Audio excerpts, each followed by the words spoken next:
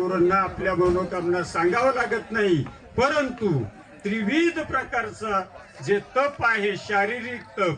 तुम्ही बघा आता कल्याण मुंबई उत्कर्ष मंडळ तेथून पायी पायी उन्हातानात बघा सद्गुरूंना किती काळजी.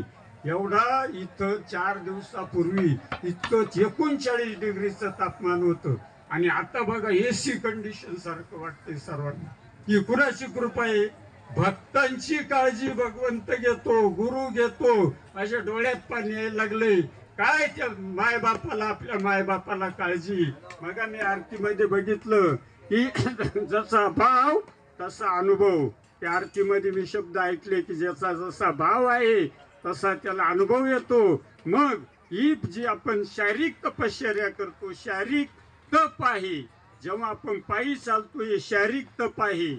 आणि नंतर आपण जे नामस्मरण आता केलं, ओम सच्चिदानंद साईनाथ, हे मानसिक तप आहे, बौद्धिक तप आहे.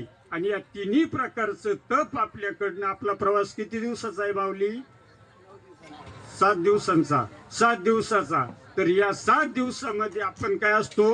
व्रतस्थ असतो. आपलं सर्व काया वाचा तन मन धनाने आपण श्रींच्या चरणी आपलं जीवन समर्पित केलेलं असतं.